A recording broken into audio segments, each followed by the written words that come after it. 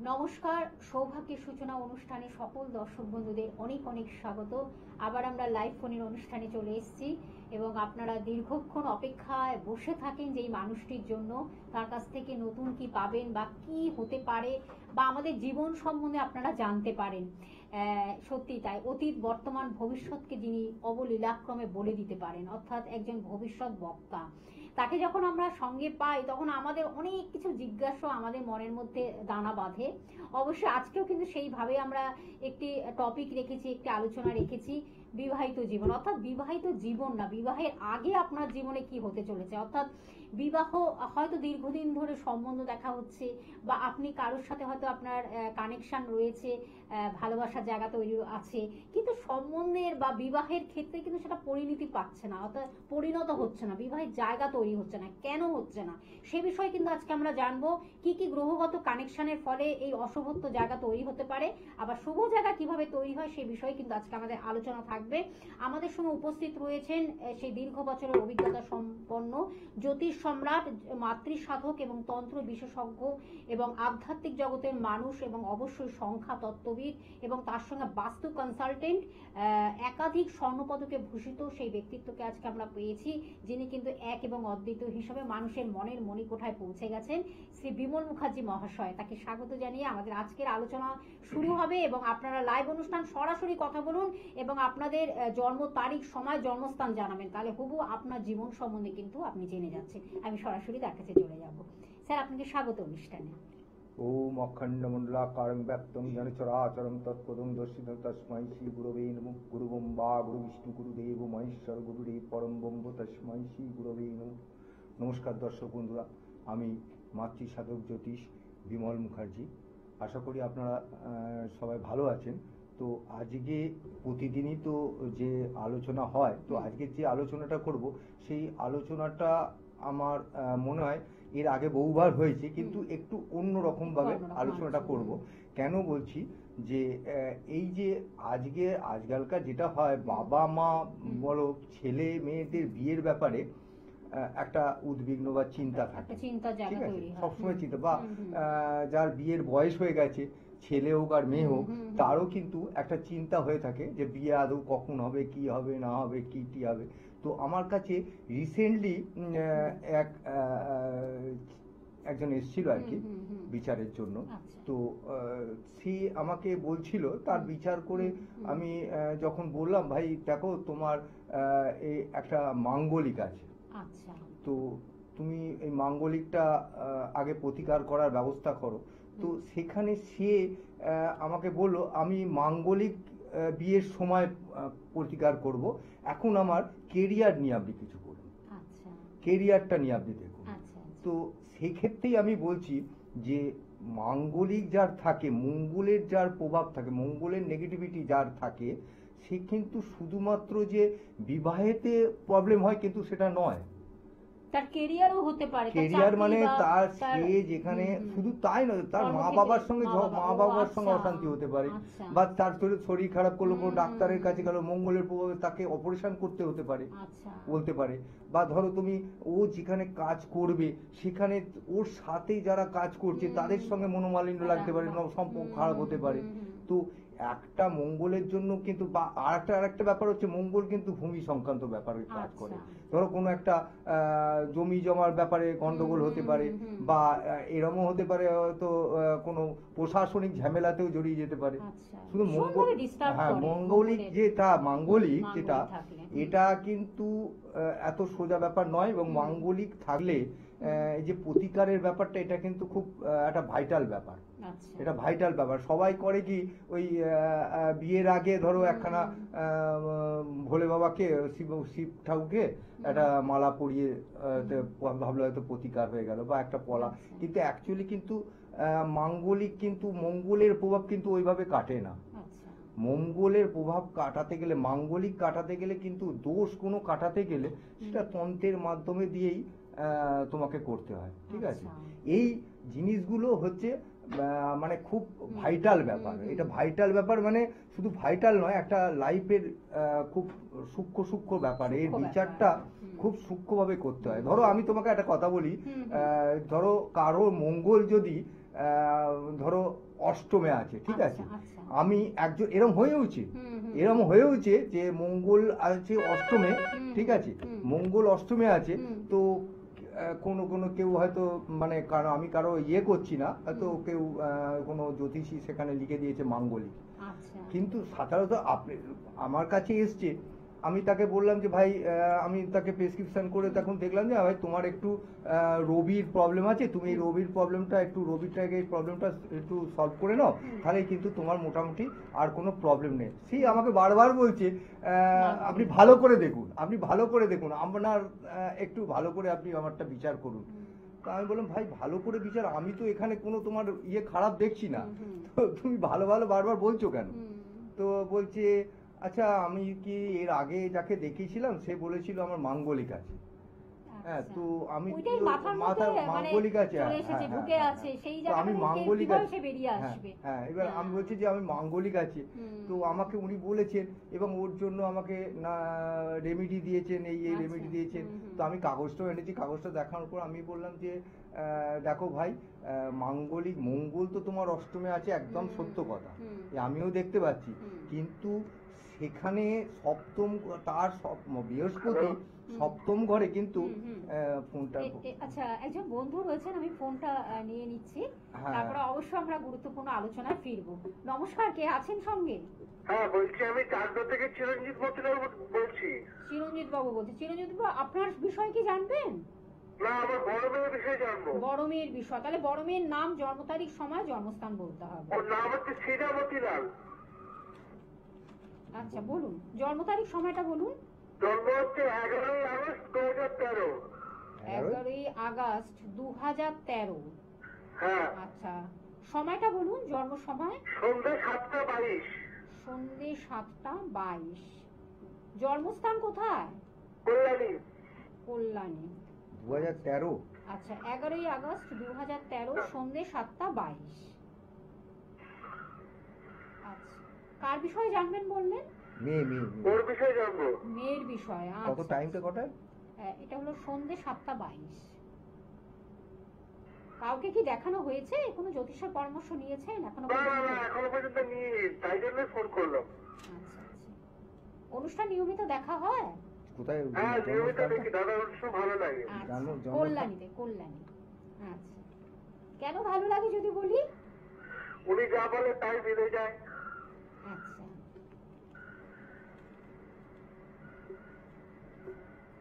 Hello. দেখুন দাদা ভাই, আপনার মেয়ের রাশি হচ্ছে কন্যা, হ্যাঁ, আর আপনার লগ্ন হচ্ছে কুম্ভ, হ্যাঁ, ঠিক আছে, তো আপনার মেয়ের জন্মবার হচ্ছে রবিবার, তো হ্যাঁ রবিবার ছিল তো, আর নক্ষত্র হচ্ছে হস্তা, বুঝতে পেরেছেন? হ্যাঁ। আপনি এর আগে কাউকে দেখাননি বলে আমি এগুলো বলে দিলাম যে আপনার রাশিটা কি লগ্নটা কি, ঠিক আছে। এরপর আমি আপনাকে বলি আপনার মেয়ের এখন যে পজিশন আছে সেই পজিশন অনুযায়ী আপনার মেয়ে কিন্তু একটা ছোট আপনার দোষেতে একটা দোষ আছে, ঠিক আছে, বুঝতে পেরেছেন? এই দোষটার বাকি ছেড়ে আর কোনো কিছু আমি দেখছি না, সেরকম কিছু খারাপ কিছু দেখছি না, ঠিক আছে, সব দিক থেকে আপনার মোটামুটি ভালোই আছে, বুঝতে পেরেছেন? হ্যাঁ, ওই আপনার এখানে যেটা আছে সেটা হচ্ছে একটা শনি রাহুর একটা প্রবলেম রয়েছে, ঠিক আছে, বুঝতে পেরেছেন? একটা শনি রাহুর একটা প্রবলেম রয়েছে, একটা ঘরে শনি আর রাহু একসঙ্গে রয়েছে, ঠিক আছে, এই প্রবলেমটার জন্য ওইটা ও মানে ওর জেদটা বড় বেশি। হ্যাঁ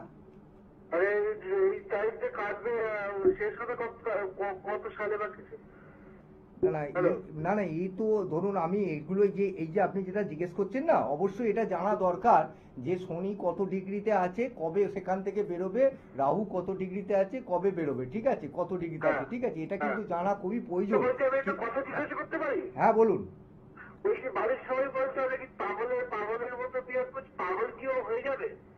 না আমি তো আপনাকে বললাম ওইখানে একটু প্রবলেম আছে, ঠিক আছে, আপনি আপনার ওইখানে একটু প্রবলেম আছে, ঠিক আছে, আর এছাড়া আর কোনো প্রবলেম নেই। এটা হচ্ছে কি বলুন তো, এই যে যিনি ডিগ্রিগত মান দিয়ে যেগুলো দেখা, দশা বিদশা অন্তর্দশা যেগুলো দেখা হয় না, এগুলো তো এই টিভির মাধ্যমে এই ছোট্ট প্রোগ্রামে তো সম্ভব হয় না, বুঝতে পেরেছেন?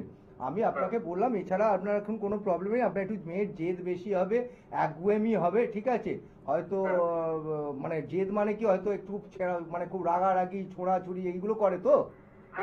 হ্যাঁ, রাগারাগি ছোঁড়াছুড়ি এইগুলো করবে, হয়তো কারোর কথা মানবে না, ঠিক আছে? এই জিনিসগুলো, এটা নিয়ে আপনি আপনি একটা কাজ করতে পারেন। আপনি আমার কাছে আসতে পারেন, নাহলে আপনি আপনি থাকেন কোথায় বললেন? চাকদা তো? কল্যাণী তো? হ্যালো, আপনি কল্যাণী থাকেন তো? আমি ব্যারাকপুরে বসি মঙ্গলবার, ঠিক আছে? আচ্ছা, বিকেলবেলা ব্যারাকপুর আপনি আমার কাছেও আসতে পারেন, নাহলে অন্য কোনো জ্যোতিষীকে, অন্য কোনো অভিজ্ঞ জ্যোতিষকে দেখিয়ে আপনি এর একটা প্রতিকার করিয়ে নিন। আপনি একটা কাজ করুন, বুকিং নাম্বারটা লিখে রাখুন, ঠিক আছে? 8100684023। আপনি চেম্বারে এসে বিশদভাবে আরো আলোচনার মাধ্যমে বা প্রতিকার যদি মনে করেন, প্রতিকারের মাধ্যমে নিশ্চয়ই ভালো হবে। এইটুকুনো কনফিডেন্স নিয়েই আমাদের এই অনুষ্ঠান আপনাদের কাছে আমরা পৌঁছে দিই।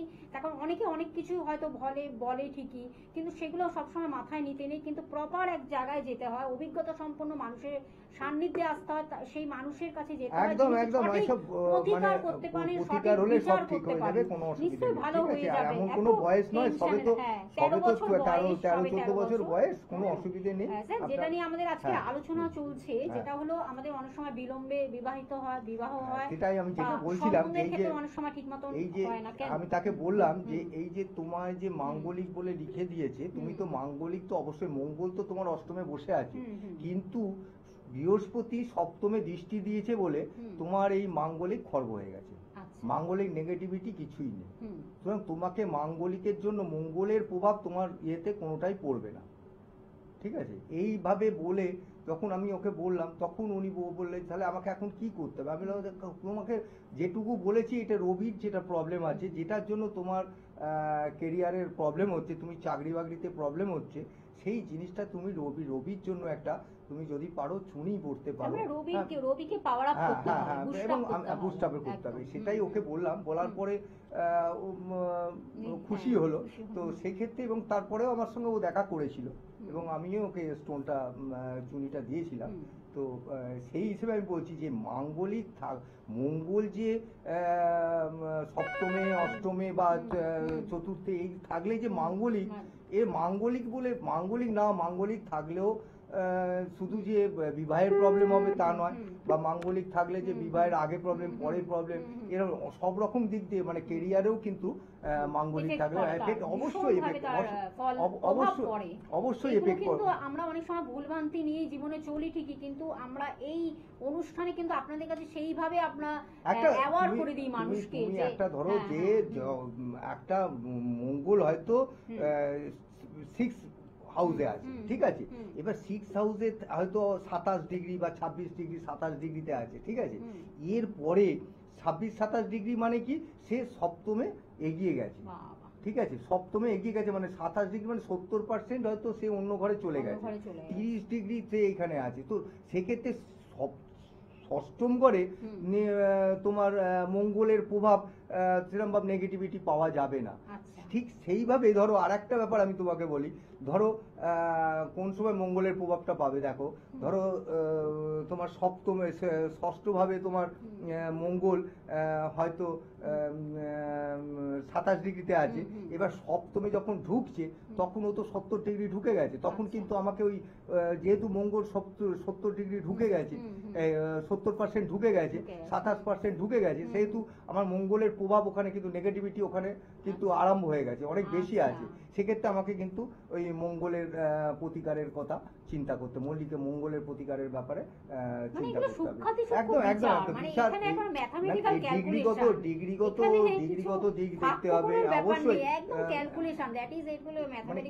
এছাড়া কিন্তু মঙ্গলের যে ব্যাপারটা তোমার, আমি যেটা বলছি যে আজকে যে মঙ্গল অনেকে ভাবে, সবাই বলছে, মানে এরকম আমার কাছে শুধু নয়, সবাই ভাবে যে মাঙ্গলিক মানে কি খুবই খারাপ। মাঙ্গলিক শুধু যে মাঙ্গলিকের বুঝতে হবে যে মাঙ্গলিক আছে, মাঙ্গলিকের কতটা, মঙ্গলের ডিগ্রি কত আছে, মঙ্গলকে কে কে দৃষ্টি দিচ্ছে, মঙ্গল কাকে কাকে দৃষ্টি দিচ্ছে, কোন ভাবে আছে, এই সবগুলোকে অনেকগুলো ব্যাপার আছে যেগুলোর ওপরে তোমার নির্ভর করছে মাঙ্গলিকের কতটা প্রভাব। আর আরেকটা কথা হচ্ছে এই যে মাঙ্গলিকের যে কাটানোর ব্যাপারটা, এটা আমি যেটা দেখি যে ওই বিবাহের আগে একখানা মালা শিবের গলায় মালা পরিয়ে দিয়ে তারপর বিবাহ দেওয়া হয়। অ্যাকচুয়ালি নিয়ম তো তা নয়। মঙ্গলের যদি প্রতিকার করতে হয়, মঙ্গলের মাঙ্গলিকের যদি প্রতিকার করতে হয়, সেক্ষেত্রে ভালোভাবে যেভাবে বিয়ে থা হয় ঠিক সেইভাবে কোণে মানে জাতিকাকে কোণে সাজিয়ে বিয়ে দেওয়ার পর তারপর তার যজ্ঞ করে সেখানে আহুতি দেওয়ানো হয়, ঠিক আছে, তবে তার মাঙ্গলিকের ব্যাপারটা পুরোপুরি তোমার একটা জায়গায় পজিশনে মানে এবং তারপর একদম পজিটিভ জায়গা তৈরি হয়। তো এইগুলো তো আবার অনেকে করে কি ধরো একই সঙ্গে শ্মশানে দেখবে, শ্মশানে ওই যজ্ঞ বা ইয়ের সঙ্গে এগুলো করে, সেটাও আবার ঠিক নয়। ঠিক আছে, এগুলো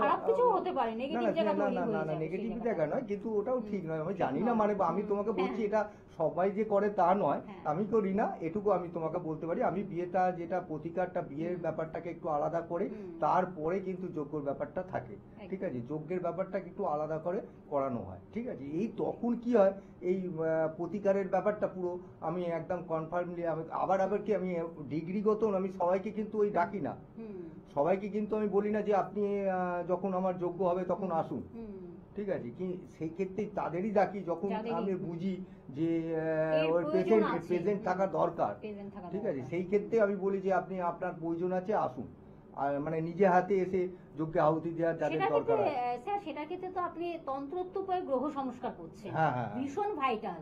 এই যে তন্ত্রোক্ত উপায়ে আধ্যাত্মিক শক্তি দ্বারা যেটা ভাইব্রেশন তৈরি হয় বা যেটা প্রতিকার হয়, ভীষণ ভাবে সেটা ফলপ্রদ হয়, ভীষণ ভাবে। না এখন ফোন নেই, ঠিক আছে, আমাদের আলোচনা চলছে, যদি আপনারা ফোনে কথা বলতে চান অবশ্যই কথা বলবেন।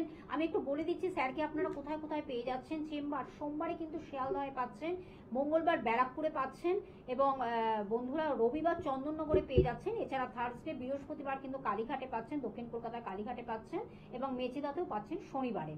এবং বুকিং নাম্বারটা আপনাদের জানিয়ে দিচ্ছি 8100684023। এটি হলো বুকিং নাম্বার বা কন্ট্যাক্ট নাম্বার বা যোগাযোগ নাম্বার। অগ্রিম বুকিং করে বন্ধুরা অবশ্যই আসবেন। আর যারা দূর দূর প্রান্ত থেকে আসতে পারছেন না তারা কিন্তু অনলাইন প্রেডিকশনের ব্যবস্থা তিনি রেখেছেন, অনলাইনের মাধ্যমে প্রেডিকশন করে দিচ্ছেন। আর যদি মনে করেন প্রতিকার দিতে হবে সেটাও কিন্তু ডাকযোগ বা কুরিয়ার সার্ভিসের মাধ্যমে আপনার বাড়িতে পৌঁছে যাচ্ছে, সব রকম ব্যবস্থা তিনি রেখেছেন। আর এই যে মহাশিবরাত্রি উপলক্ষে 20 তারিখ থেকে 27 তারিখ পর্যন্ত কিন্তু একটা বিশেষ ছাড় তিনি রেখেছেন, প্রতিকারের বিষয় তিনি বিশেষ ছাড় রেখেছেন। আপনারা সেই সুযোগটি অবশ্যই গ্রহণ করুন।